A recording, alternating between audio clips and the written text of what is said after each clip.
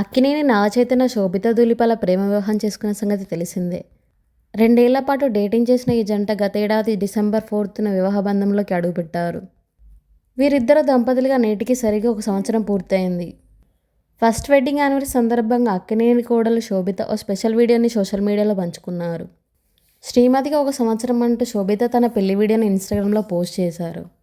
నాగచైతన్య శోభిత వివాహానికి సంబంధించిన బ్యూటిఫుల్ మూమెంట్స్తో కూడిన ఈ వీడియో నెటిజన్లను ఆకట్టుకుంటుంది.